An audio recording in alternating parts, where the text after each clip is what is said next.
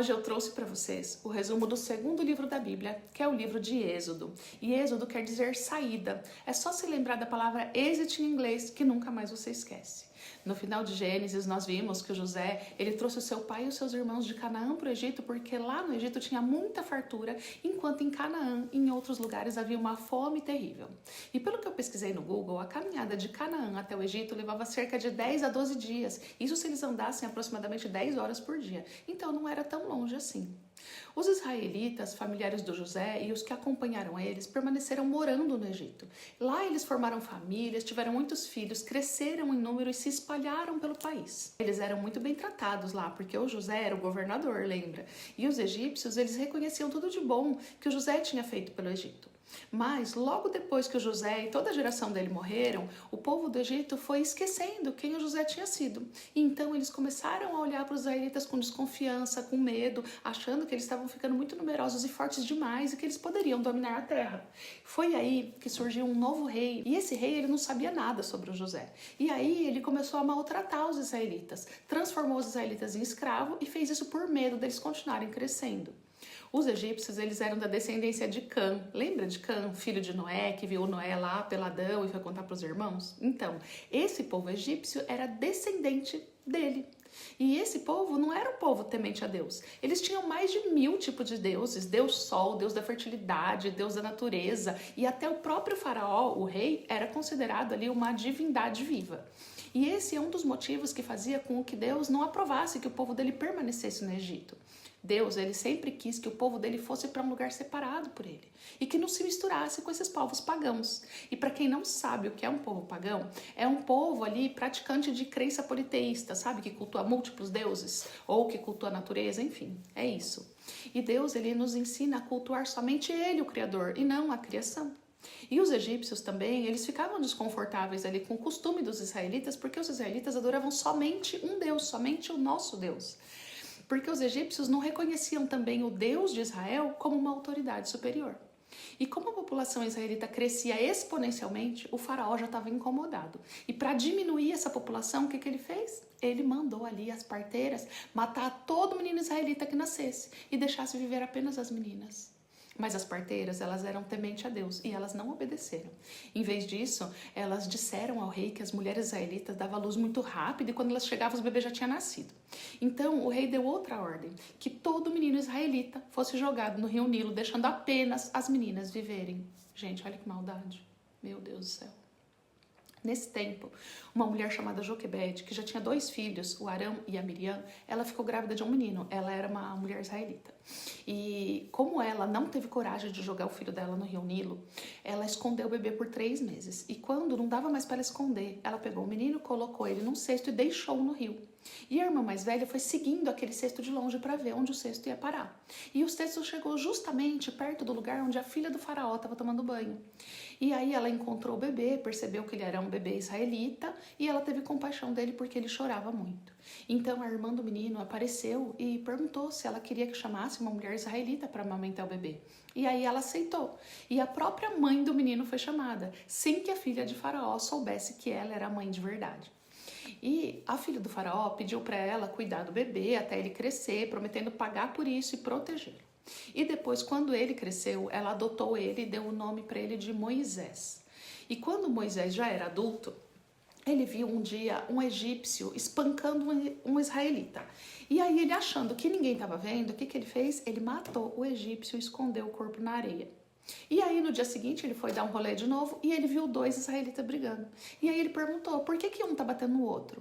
E aí um deles respondeu, qual é, Moisés? Quem foi que te colocou de juiz sobre nós? Vai querer me matar também, como você fez com o egípcio?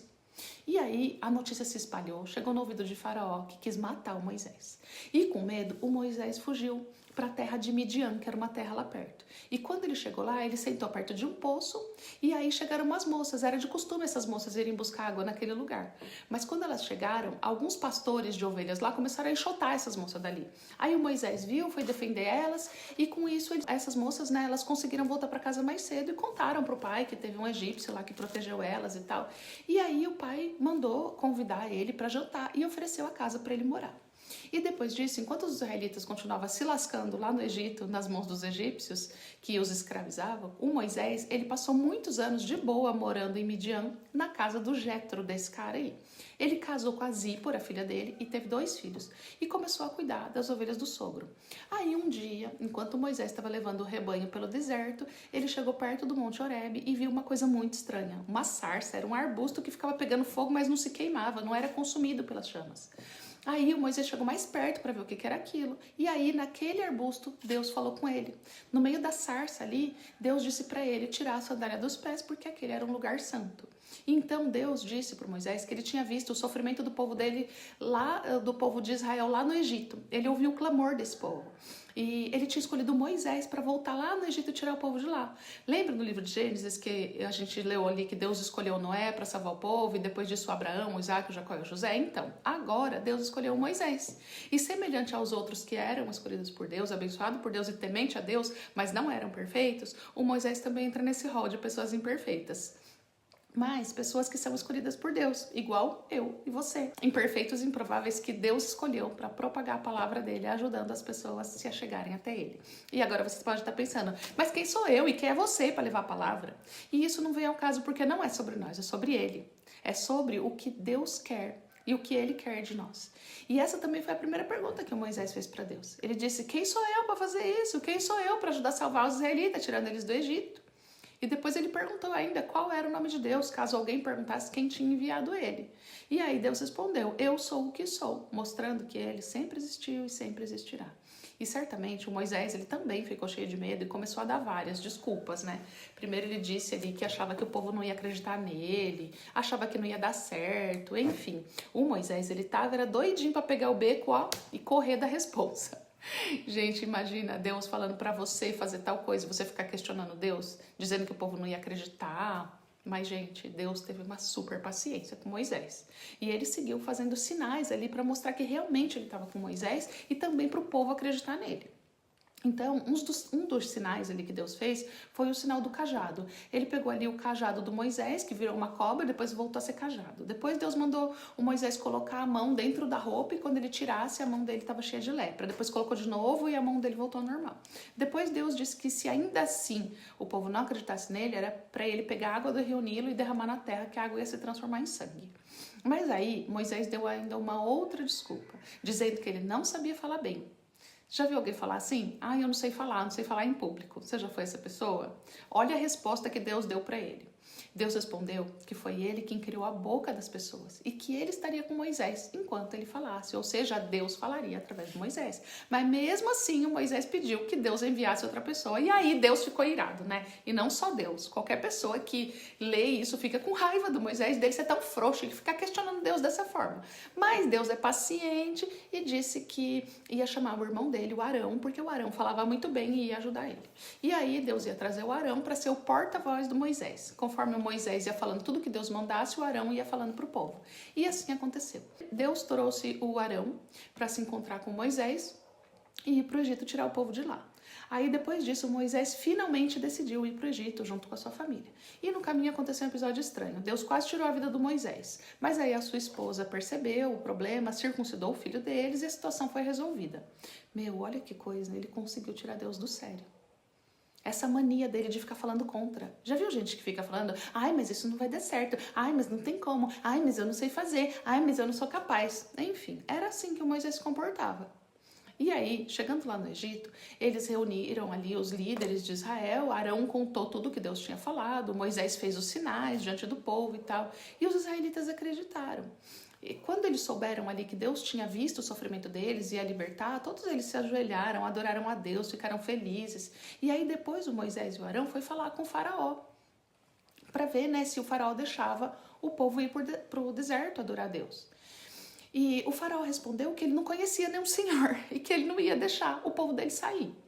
E ainda acho que ele pensou assim, né? Esse povo tá com tempo de sobra aí pra ficar querendo largar serviço pra ficar adorando Deus em deserto. Eu vou dar mais serviço pra eles. Assim, eles não vão ter tempo de ficar vendo besteira, pensando besteira, de ficar querendo adorar esse tal de Deus deles.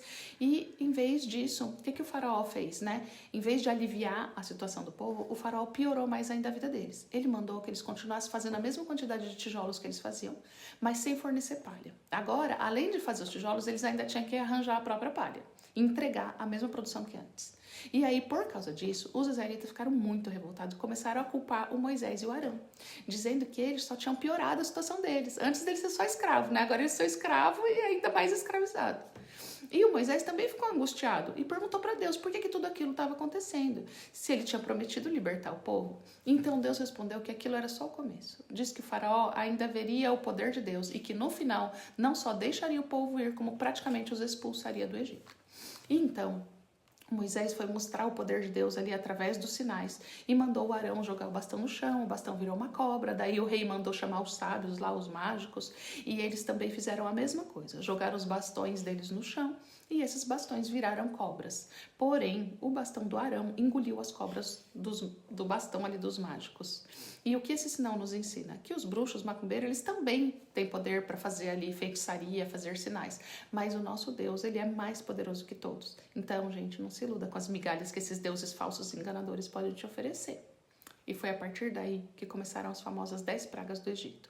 Porque o faraó não quis libertar os israelitas para que eles voltassem para suas terras. E então Deus mandava Moisés avisar o faraó para libertar o povo, mas ele endurecia o coração e se recusava. E então teve que vir aí as pragas para ver se ele liberava esse povo. E aí vieram as 10 pragas. Primeiro a água do rio Nilo virou sangue, aí apareceu rã por todo lugar, depois piolho, mosquito, enxame de mosca, uma doença que atingiu os animais, surgiram feridas pelo corpo das pessoas, caiu uma chuva de granizo que destruiu toda a plantação, vieram gafanhotos que comeram o que restou, uma escuridão cobriu o Egito por 3 dias e 3 noites, e por último aconteceu a pior de todas, que era a morte dos primogênitos. E antes dessa última praga, como ainda tinha muito israelita morando lá no Egito, Deus mandou que cada família israelita sacrificasse ali um cordeiro e passasse o sangue no batente das portas para marcar que aqueles eram os filhos de Deus. E naquela noite o anjo da morte passou pelo Egito, mas quando via o sangue na porta, passava por cima daquela casa e ninguém morria. Foi daí que surgiu a Páscoa, que significa justamente essa passagem. E depois dessa última praga, o faraó finalmente deixou o povo ir. Os israelitas saíram do Egito levando seus pertences e também muitos objetos de prata, ouro e roupas que os próprios egípcios deram a eles. E enquanto eles caminhavam pelo deserto, Deus ia guiando o povo. Durante o dia aparecia uma nuvem que cobria eles e durante a noite uma coluna de fogo que aquecia eles, mostrando também o caminho e protegendo todos eles. Mas, pouco tempo depois, o faraó se arrependeu de ter deixado o povo sair. E foi aí que o faraó mandou o exército atrás deles. E os israelitas ficaram encurralados entre o Mar Vermelho e os soldados egípcios. E então Deus fez um dos maiores milagres da Bíblia. Moisés estendeu o cajado sobre o mar e as águas se abriram e o povo atravessou em terra seca. E quando os egípcios tentaram fazer o mesmo, as águas voltaram ao normal e todo o exército foi destruído.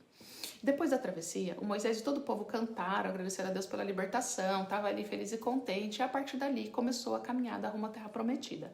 Mas também começaram as reclamações do povo, por causa da falta de água, de comida, das dificuldades no deserto.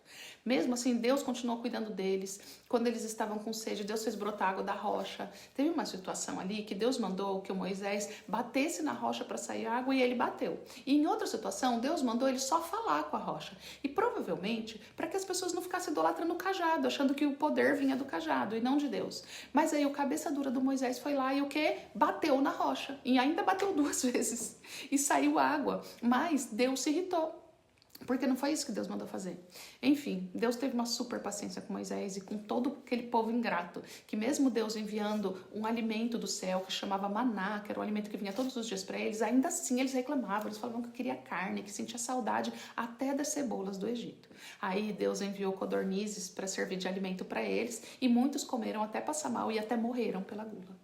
E talvez eles pensassem que ia ser fácil a caminhada com Deus. E eu acredito que até seria mesmo, se eles não fossem tão ingratos e murmurentos. Certa vez eles foram atacados pelos amalequitas. E aí eles precisaram lutar para se defender. E enquanto Moisés ficava com a mão levantada, todo o povo de Deus vencia. Quando Moisés abaixava a mão, os amalequitas que venciam. E aí eles decidiram então colocar uma pedra embaixo do braço do Moisés para sustentar a mão do Moisés. E assim o povo de Deus vencia a luta. O Moisés, ele ficava de juiz do povo, julgando dia e noite as tretas que eles traziam ali para ele resolver. Até que um dia o sogro dele veio visitar ele e falou para ele delegar, sabe, colocar chefes, líderes ali entre o povo, para eles decidirem, né, o grupo e julgar as causas e só trazer para ele julgar aquelas causas que fossem mais cabeluda. E para o sogro fazer isso é porque no mínimo era centralizador, ele não delegava nada, ele queria fazer tudo sozinho. Já viu gente assim? Pois é, a pessoa é centralizadora e depois ela reclama que está sobrecarregada. O povo, ele precisava de alguém para julgar ali as atitudes deles, porque naquela época não tinha uma lei, não tinha uma direção, cada um fazia o que dava na telha. Até que Deus chamou Moisés para subir a montanha no Monte Sinai e lá Deus entregou para ele os 10 mandamentos e várias outras leis para ensinar o povo como que eles deveriam ali viver, se relacionar com Deus e principalmente com as outras pessoas. Então, enquanto Moisés estava lá no monte conversando com Deus, o povo perdeu a paciência de esperar por Deus. E aí eles pediram que o Arão fizesse para eles um Deus. Porque eles já estavam corrompidos pelos costumes dos egípcios, que tinha que ter um Deus para tudo ali. Eles queriam um Deus visível. Então eles pediram pro Arão fazer um Deus e o Arão fez um bezerro de ouro para eles. E o povo começou a adorar esse bezerro de ouro. E quando Moisés desceu e viu aquilo, Moisés ficou indignado, quebrou as tábuas dos 10 mandamentos, destruiu o bezerro de ouro. E mesmo depois do povo ter cometido esse pecado, Deus ainda renovou a sua aliança com o povo de Israel. Aí Moisés subiu novamente ao monte, recebeu novas tábuas da lei e o povo começou ali a construir um tabernáculo, uma tenda especial, que é onde Deus manifestava sua presença por meio deles, porque eles queriam ver Deus, eles queriam ter algo palpável para acreditar, sabe? Igual os dias de hoje, que tem algumas religiões que adoram botar estátua, cruz, etc, para ter essas representações. Então, isso já acontecia lá no passado. As pessoas queriam ter algo físico para se relacionar. E aí o livro de Êxodo termina dessa forma, mostrando que tudo ficou pronto, que a glória de Deus encheu aquele tabernáculo de forma tão intensa que nem o Moisés conseguiu entrar naquele momento. E a nuvem da presença de Deus, ela permanecia sobre o tabernáculo durante o dia e o fogo aparecia durante a noite, guiando o povo em toda a caminhada deles pelo deserto. E aqui novamente a gente vê o tamanho da nossa ingratidão. Deus, ele acaba de fazer uma coisa boa para nós e na primeira coisa ruim que acontece, a gente já começa a questionar Deus. A incredulidade chega, a gente começa a buscar outras alternativas, buscar outros deuses. E é isso que atrasa aí a nossa caminhada. Porque é algo que era para durar dias, durou anos, por causa da cabeça dura do povo e da ingratidão e da murmuração. E esse foi o resumo de Êxodo, a saída do Egito. Muitos saíram do Egito, mas o Egito não saiu deles. Será que você tem algum pedacinho do Egito aí dentro de você? Será? Se examine.